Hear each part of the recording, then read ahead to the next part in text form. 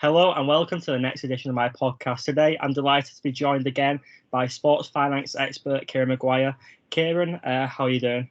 I'm very good, Jay. It's good to be talking. Shame about the circumstances, that's all. Like most football fans, I'm pretty hacked off about what's happened to Wigan. Absolutely. How can you describe the events at Wigan Athletic over the last few days? Well, if we go back sort of 6-8 weeks, really, there had been stories about the club being sold to new owners in the Far East, which seemed a bit odd at the time because IEC had only owned them for 18 months. The price seemed high, but the administration took everybody by shock. It's impossible to justify for business reasons. And since then, it's a case of the administrators, the supporters, people like the local MP, Lisa Nandy, Andy Burnham. Everybody seems to be pushing in the same direction, but circumstances were on Wednesday night that the club was tragically given that 12-point deduction and has been penalised very harshly, in my view.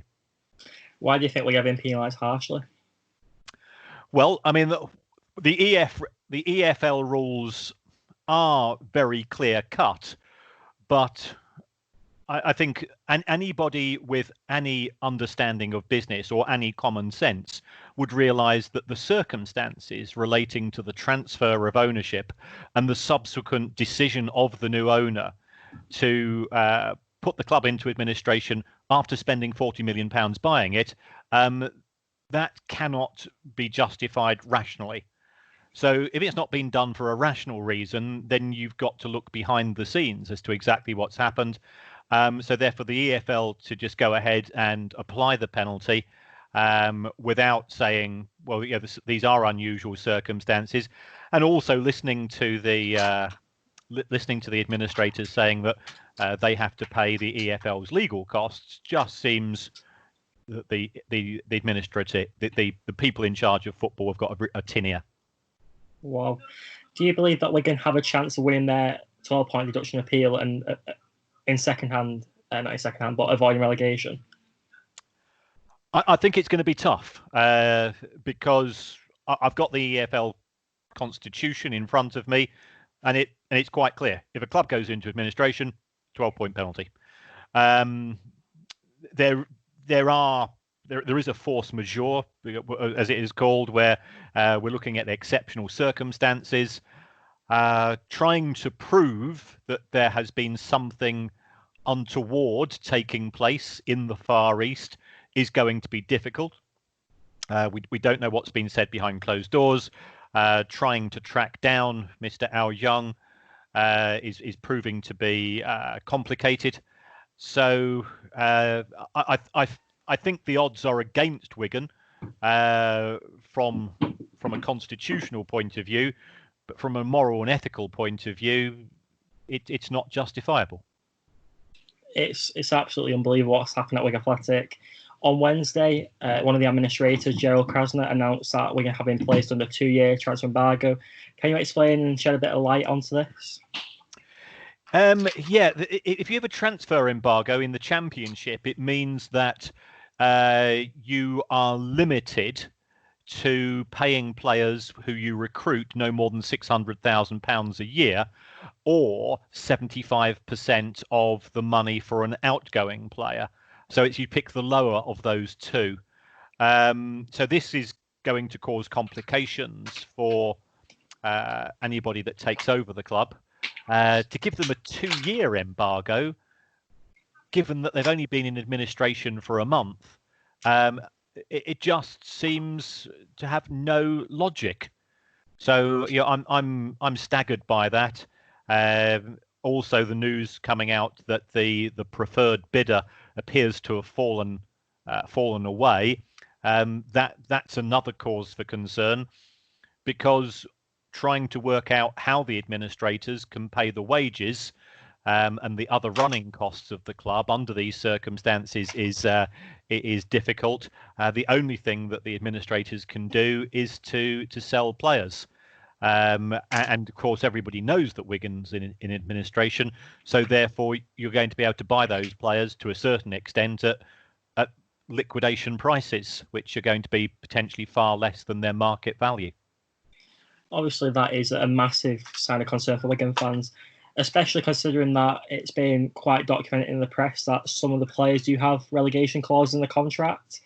Do you believe that, obviously, if it did happen where Wigan do not get their point deduction, Wigan could potentially have a massive loss in terms of not knowing what division it'll in? It'll affect potential buyers. Yes, I mean, if I was a buyer, the first thing you say is, well, what are you acquiring? You're acquiring player registrations, but if the administrators are having to sell those players now to pay the ongoing costs, and apparently the legal costs, we're talking somewhere in the region of £400,000 to £500,000 for an appeal.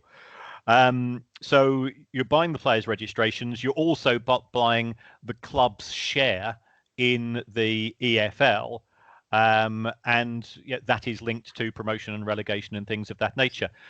The big issue, I think, from Wigan's point of view, is that the TV deal in the Championship is worth around about £7 million a year, compared to probably no more than £1.5 max in the Championship. So there you've got a £6 million difference. So if you're a buyer, you're going to be factoring that into what you're prepared to pay. Also, I think we're all hoping that some form of return to football taking place before fans is going to occur over the course of the next 12 months. It might be limited initially to a cut down version, but if away fans are allowed to attend Championship matches, and that's got to be a big if, but let's just park the COVID issues at present. We all know that Derby, Forest, clubs of that nature, if Aston Villa go down, they'll bring a large number. Norwich always travel in numbers. So you are going to have significant numbers of away fans. Also, if Wigan have a good start to the season, then they could be in the contention for playoffs and things of that nature. That's going to fill the DW to a far greater extent than if the club's in League One. I mean, I'm the first to admit there's also big clubs in League One. We've got Portsmouth, Sunderland, Ipswich, and so on. So your match day income is going to be down. And if I was a sponsor, I'm saying, well, I'm prepared to pay you X in the Championship and half X or a quarter X in League One, because we know that matches in the Championship are the ones which Sky decide to show in the main on the deal that they have with the EFL. And that's perfectly understandable from the broadcaster's point of view. But if you're in League One, you've got a problem. The average wage in the Championship's around about £16,000 a week.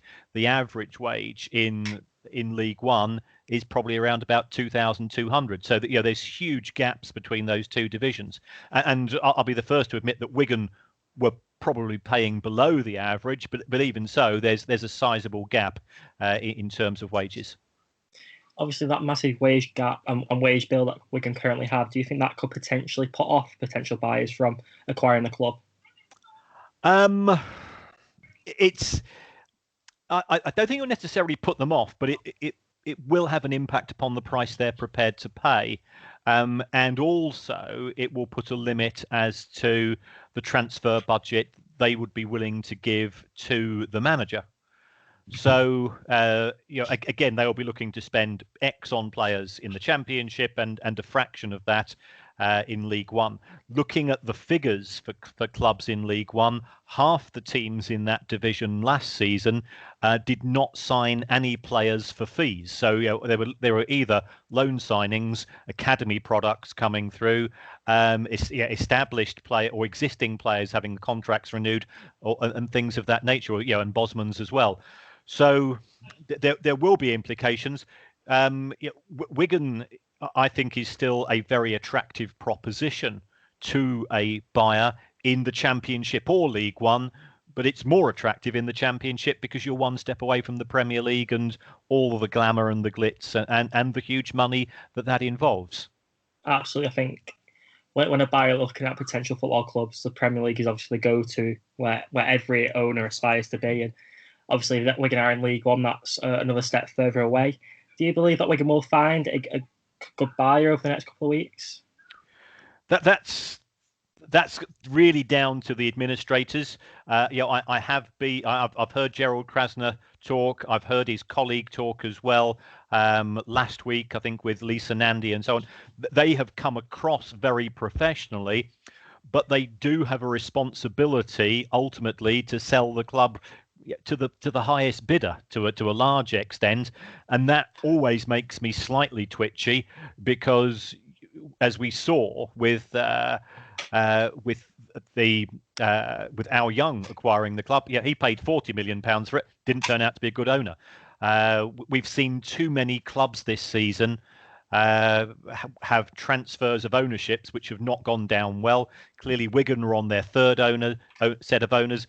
It looks like they potentially could be relegated, though clearly the administrators will try to fight that. Charlton ended up with 3 sets of owners. They've been relegated as well. So all of that uncertainty causes issues. Hull City, you look at the relationship between that club and its fan base, that's toxic. You've got to have good owners, because without that, you don't have people rowing in the same direction. It's so vital for a football club to have an owner who has the best interest of the football club at heart. Do you believe that the EFL's owners and directors test must be reviewed after so many incidents? At present, the test is effectively worthless.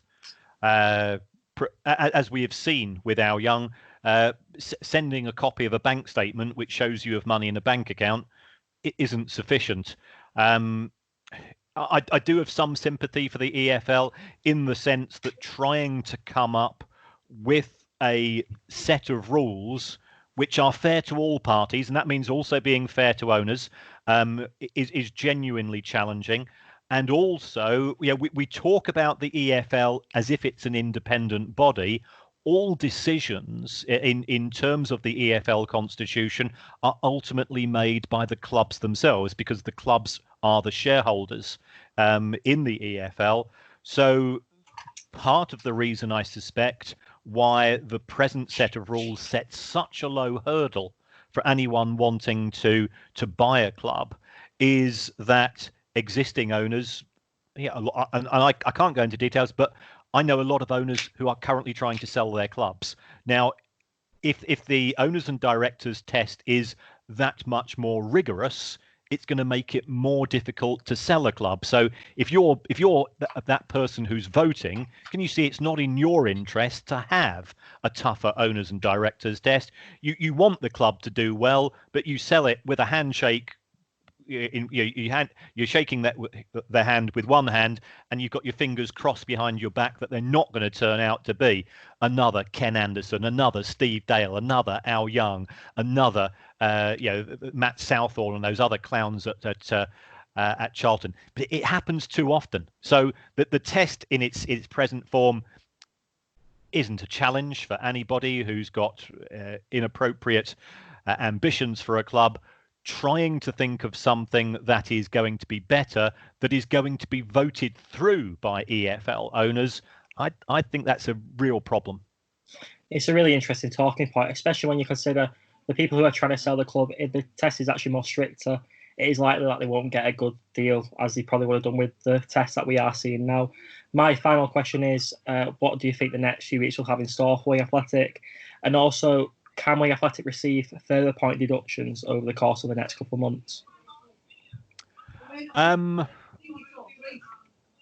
If the club doesn't pay wages as a result of going into administration, we could see something similar to what has happened at Macclesfield, where the club ended up with a total of 13 points being deducted on a drip basis.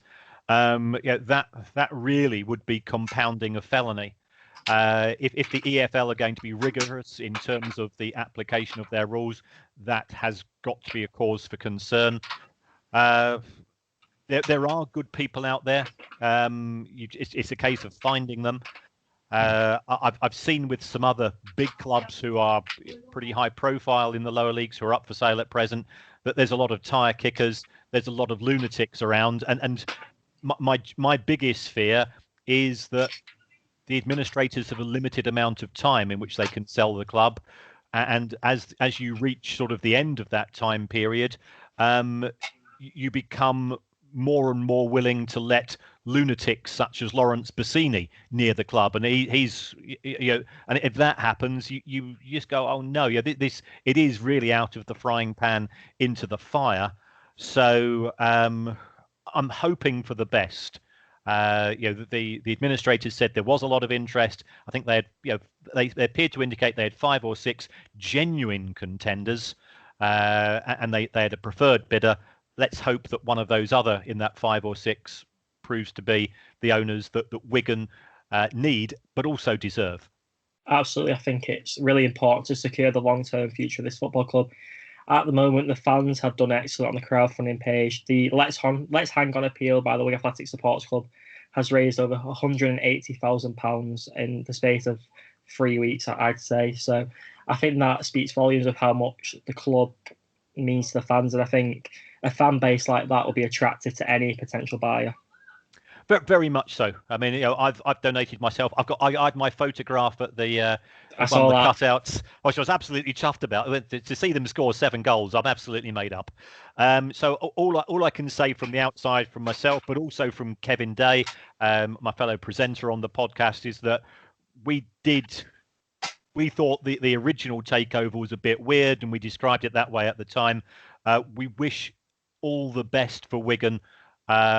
Find an owner, get back to what we want to do as football fans, which is to turn up, to shout and scream and hug and have a great time with friends and family alike, and to do that without having to worry, because that's the worst thing, because you wake up every day wondering what on earth is going to be the next news. Is it going to be good? Is it going to be bad? Are we going to get our hopes up or have those hopes dashed?